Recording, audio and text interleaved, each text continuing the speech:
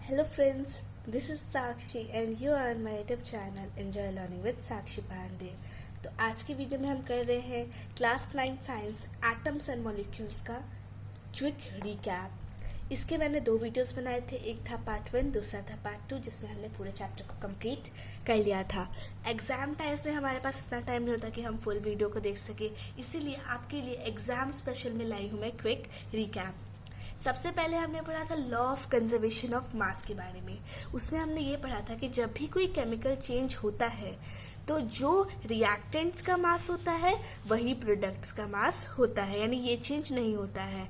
Mass of reactants equals to mass of products. फिर हमने पढ़ा था लॉ ऑफ डेफिनेट प्रोपोर्शंस के बारे में। उसमें हमने पढ़ा था कि कोई भी कंपाउंड होता है तो उसमें एलिमेंट्स तो प्रेजेंट होते ही हैं, पर साथ ही साथ वो एक डेफिनेट प्रोपोर्शन में होते हैं, जैसे कि 1:8, 3:4, इस तरह के रेशियोज में होते हैं वो, ठीक है। उसके बाद हमने पढ़ा था कि एटम क्या होता है।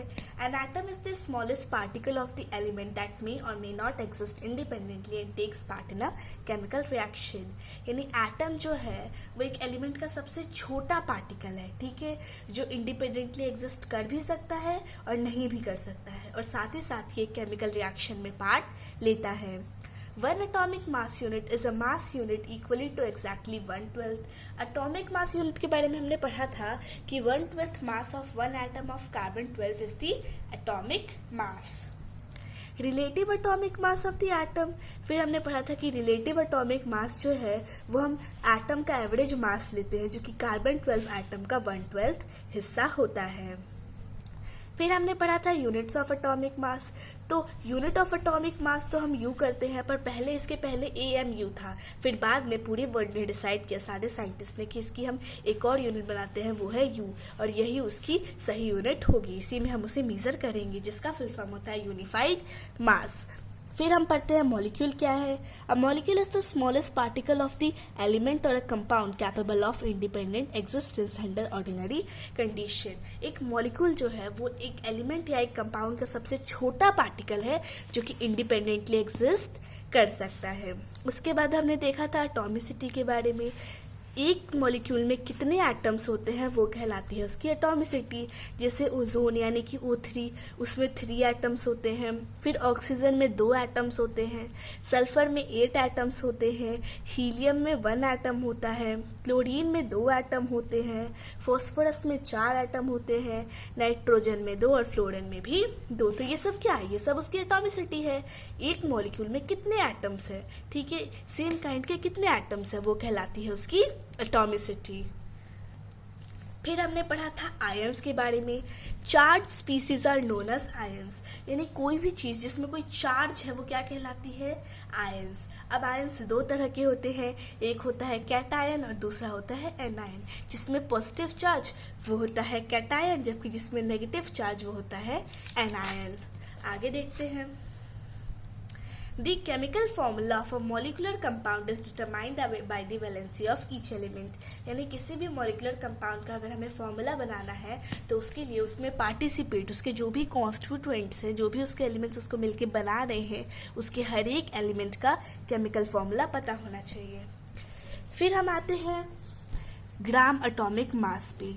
ग्राम एटॉमिक मास, जब हम एटॉमिक मास को ग्राम में मेजर करते हैं तो वो कहलाता है ग्राम एटॉमिक मास। फिर है मॉलिक्यूलर वेट, तो वही जब मॉलिक्यूलर मास को हम ग्राम में कन्वर्ट करते हैं तो वो हो जाता है हमारा मॉलिक्यूलर वेट, या फिर जिसे हम ग्राम मॉलिक्यूलर मास भी कहते हैं। फिर हमने मोल के बारे में पढ़ा था।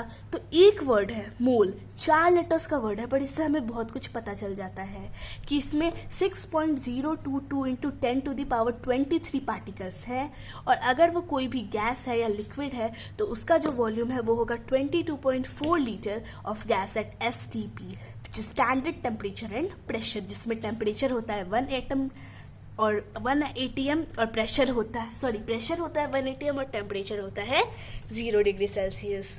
फिर हमने पढ़ा था कि किसी भी ऑब्जेक्ट का जब हम 1 मोल की बात करते हैं तो इसका मतलब हम उसकी ग्राम एटॉमिक मास की बात करते हैं, या फिर उस ऑब्जेक्ट के ग्राम मॉलिक्यूलर मास की, या फिर अगर वो आयोनिक सब्सटेंस है तो उसका हम ग्राम फॉर्मूले की बात करते हैं, ठीक है। फिर हमने पढ़ा था एप्लीकेशन ऑफ मोल कॉन्सेप्ट, यानी कहाँ कहाँ पे हम इस मोल कॉन्सेप्ट को अप्लाई करते हैं।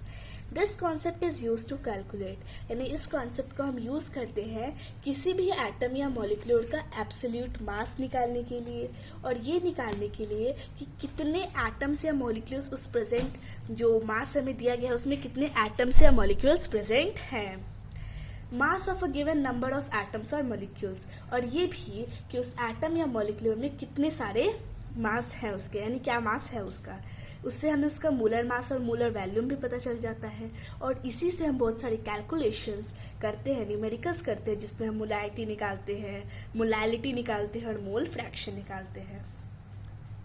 आगे देखते हैं अब मोलैरिटी क्या होता है। Molarity is the moles of solute upon volume of solution in litres, और मोलैरिटी की जो इक्वेशन वो होती है m1v1 equals to m2v2। m1 जो होता है वो इनिशियल मोलैरिटी, m2 जो होता है वो molarity of a new solution, v1 is initial volume और v2 जो है वो वॉल्यूम ऑफ न्यू सोल्यूशन है। ठीक है, फिर आते हैं हम दूसरे टॉपिक पे जो कि है मोलैलिटी। ठीक है, तो मोलैलिटी का सिंबल होता है स्मॉल m, तो ये होता है mass of solute upon weight of solvent in kg। फिर आता है mole fraction of solute, number of moles of solute upon number of moles of solute plus number of moles of solvent. फिर अगर हमें XA का निकालना है तो उसके लिए हम करते हैं number of moles of solvent Na, then number of moles of solute Nb plus number of moles of solvent Na। ठीक है, फिर आता है percentage composition of an atom in a molecule, यानी किसी भी मॉलिक्यूल में किसी एक एटम का कितना कंट्रीब्यूशन है, कितना परसेंटेज है उसका कंपोजिशन। तो उसके लिए फॉर्मूला आता है total mass of atom upon molecular mass into 100।